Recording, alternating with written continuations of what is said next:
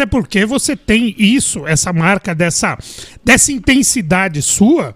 O pessoal que não conhece muito o Facinca fala, caramba, meu, o cara é muito... Acho que é um personagem, ele fica nervoso. Eu lembro muito na época da Bradesco. Da Bradesco, depois da Fox, né, que fazia o rádio. Sim. Aí o Benja ia lá, te provocava, e você ficava... Não... E quem conhece, como eu te conheço, sabe que isso faz parte da sua personalidade no ar, fora do ar. Sim. Você é a mesma pessoa. Como que você lida assim com esse lance de... o Facincani é um cara polêmico. Que às vezes o pessoal gosta de rotular, né? As pessoas confundem polêmica com autenticidade, né? O que é ser polêmico? Eu, por exemplo, estive recentemente na ESPN, onde ela tem uma linha editorial completamente diferente da minha. Lá as pessoas têm 1000 dedos para dar uma opinião, porque elas entendem que o futebol tem que ser tratado com 1000 voltas e com análises e com não sei o que, aqueles estudos e tudo. Eu vim de uma linha que eu também estudo futebol, que eu também sei todos esses argumentos a lozinha, a mesa... Eu sei tudo, também sou formado em curso de treinador, eu tenho tudo isso na minha carreira. Só que você pode ter conteúdo sabendo dar uma boa manchete pra você chamar o seu comentário e embasar. O fulano é muito fraco, pá. Por quê? Por causa que o fundamento dele é falho, porque as assistências dele não são assim, porque os chutes a gol... Então você embasa todo o seu comentário de uma pancada pra justificar aquela opinião. Então isso é ser polêmico. É você saber embasar a sua manchete. Tem a polêmica burra, que muita gente faz, que às vezes é você falar por alto. Eu acho isso é um lixo. Por quê? Porque é um lixo. Não, aí você tá jogando pra galera. Sim. E enfim. Ou então aquele cara que fica incomodado porque, olha, eu acho que o jogador necessita mudar um pouco. Tá, beleza, ok. Então cada um tem seu estilo. Sim. E todo mundo tem que ter seu espaço.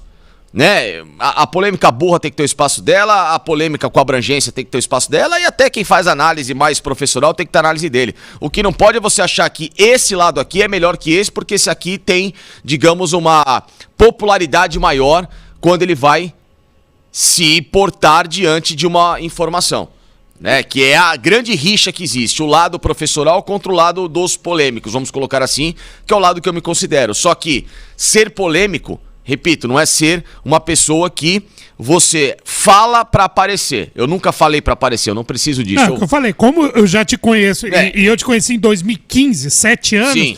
Eu já sei que isso faz parte da sua personalidade. Eu falo porque eu gosto de ter uma opinião, geralmente... Inclusive nas peladas, que a gente... Copa CS, não sei o que, é a mesma coisa. Não, eu falo assim, eu gosto de ter opinião e justificar a minha opinião. Pô, eu prefiro a sinceridade e a verdade doa quem doer, do que você às vezes ficar ocultando talvez uma análise que possa ser muito mais justa e verdadeira para você tentar agradar uma parte de gregos e troianos. Eu não trabalho dessa forma.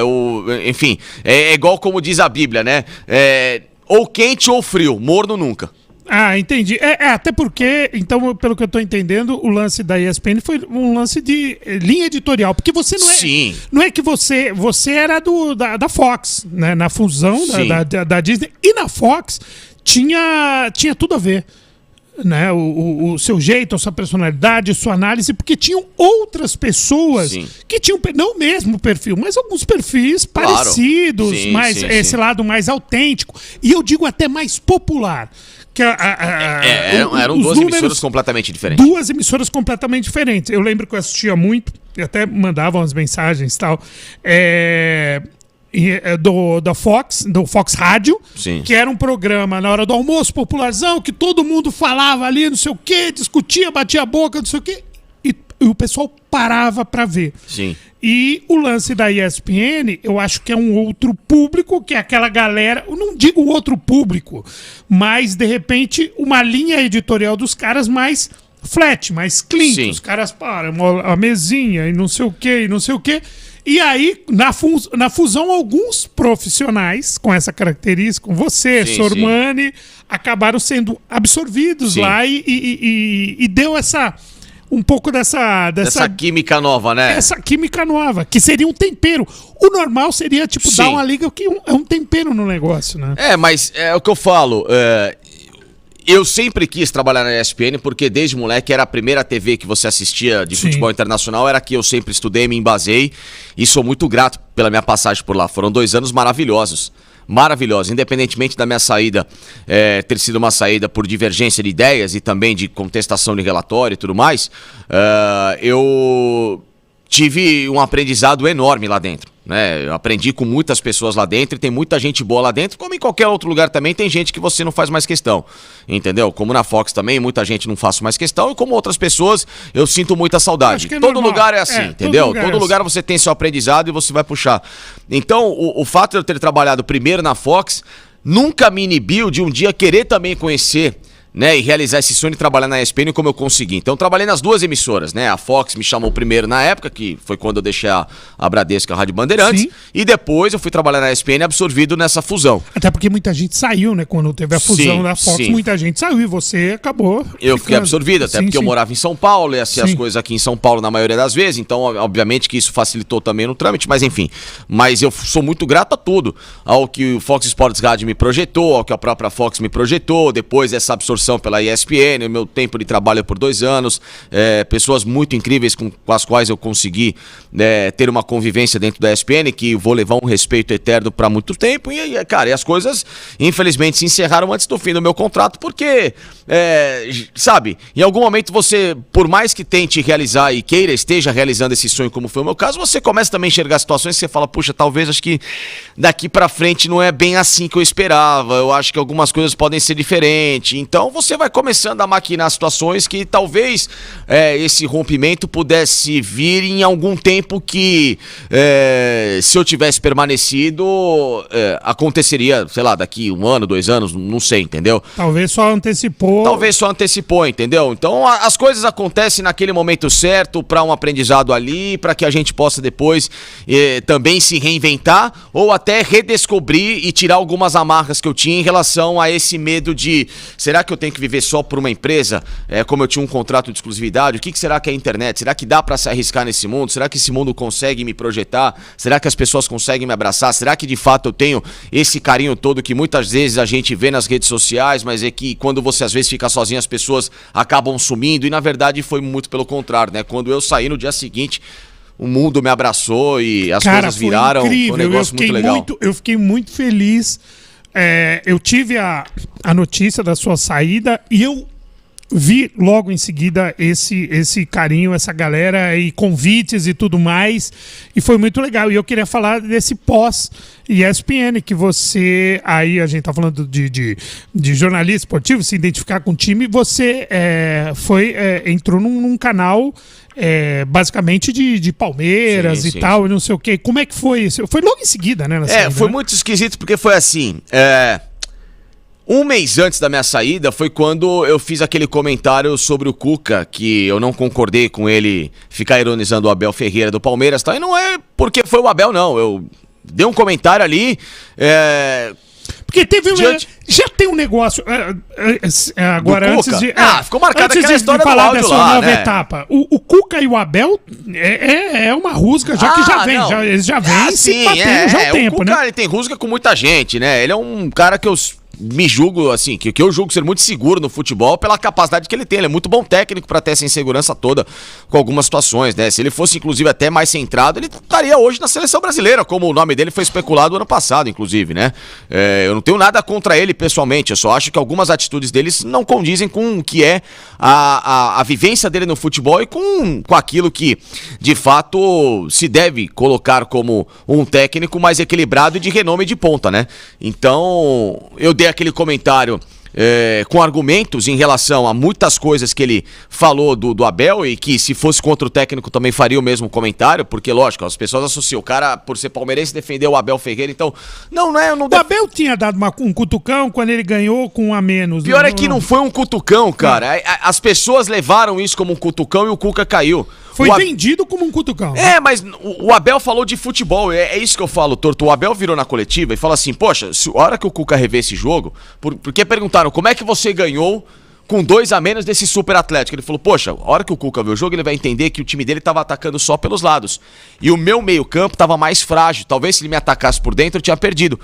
Bom, ele falou de bola, Sim. cara. Se o técnico não pode mais chegar na coletiva pra falar de bola, explicar, ser didático, mostrar pras pessoas que futebol não é só o jogador é o melhor, é o meu time. E sabe, os técnicos portugueses, eles falam mesmo, vídeo que o Vitor Pereira... Vitor Pereira, o Abel, como veio o Jorge Jesus pra cá, os caras são didáticos. Eles não são políticos. Não são políticos e outra coisa, os caras falam de futebol. Os caras gostam de discutir futebol. Pô, se a gente não pode mais sentar numa mesa e discutir futebol, em vez de ficar técnico dando porrada na arbitragem, em vez do cara falar, meu time é o melhor, meu time é isso, não falo do adversário, aquelas coisas clichês que tão chatas pra caramba. Então, tira o cara da coletiva e coloca alguém, um chefe de cozinha pra falar de culinária, coloca um arquiteto pra falar de engenharia, porque não é possível, cara.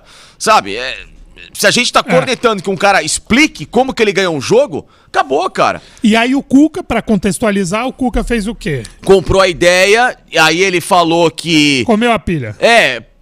Mas também, né, eu queria ver se falassem do cara que foi no vestiário lá rezar, que não viu os pênaltis. Ele começou a analisar a postura do Abel, que ele saiu daquela decisão por pênaltis das quartas de final da Libertadores e ele foi ver nos vestiários ouvir música. Ele falou, cara, eu me sinto muito tenso, eu coloquei um fone de ouvido, fui ver minha música, fui relaxar e fui ver os pênaltis lá sozinho. E aí o Cuca falou, também, né, queria ver se o time dele tivesse perdido, porque ele foi lá no vestiário ouvir música, como é que ia ser. E falou, puta de um ritual, que eu falei, Cuca, pera um pouquinho. Aí você criticou. Quem é você pra falar de ritual dos outros, né, cara? Pô, você é o cara que mais tem ritual, que tem mais superstição no futebol, você tá falando do Abel, cara. Você tinha calça roxa. Exato. Então aí eu citei tudo isso e aquilo, pum, estourou. Um mês antes da minha saída. Na ESPN. Na ESPN. Tá. Aí no dia seguinte, o Jorginho, que tava no Atlético Goianiense, ele... Técnico Jorginho, ex-técnico do Palmeiras. Mais uma vez demitido, inclusive, né? Sim. Que agora... o Jorginho é o lateral. O Jorginho lateral. Jorginho agora, lateral. mais uma vez demitido. Exato. Lateral campeão em 94. Não para em 3 meses em cada clube, né? Mas ele acha que ele é um baita de um gênio como técnico. Ele pegou o microfone da ESPN numa entrevista exclusiva que não tinha nada a ver com a história, que era um colega meu, Vladimir Bianchini, que foi fazer entrevista com ele pra falar de Corinthians, Atlético Goianiense, pra me dar uma porrada no corporativismo de quem sou eu pra falar do Cuca, que eu fui mal educado, que não sei o quê, parará, que eu tinha que ter mais respeito com o futuro técnico da seleção, segundo ele. E aí eu falei, cara... E você não tava no... Eu não tinha nem falado com ele, mas é zero citado, entendeu? E outro, não é que eu não fui mal educado, coisa nenhuma, que eu falei, Cuca, você tem que parar de ser hipócrita, de ficar falando dos outros, sendo que você faz a mesma coisa. E aí, esse aí pegou o bonde andando. E aí, meu amigo, na hora que eu peguei o bonde andando, eu voltei e falei, Jorginho, você me desculpa, você como lateral foi um dos melhores que eu vi na minha vida, dos grandes ídolos, um tetracampeão renomadíssimo. Na Alemanha, porque ele falou, quem é você não sabe nada de futebol? Eu falei, realmente, posso não saber nada de futebol perto de vocês, de fato, né?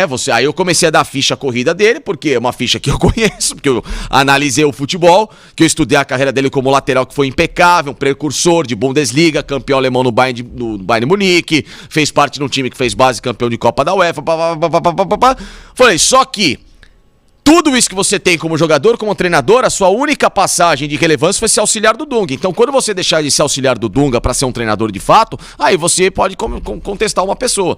E aí pronto, aí você uniu 2 combos e a torcida do Palmeiras pegou aquilo como um meteoro, pum, e estourou. E todo mundo já sabia que era palmeirense, então aquilo se potencializou com uma defesa ao Palmeiras, que na verdade, cara, eu só tava defendendo ali a argumentação dos caras que foram muito contraditórias. E quando eu saí da ESPN, os caras acharam que aqueles episódios foram os centrais pra minha saída. Então, meu amigo, quando eu saí, pof, foi um meteoro, foi uma chuva de crítica. E não teve nada a ver.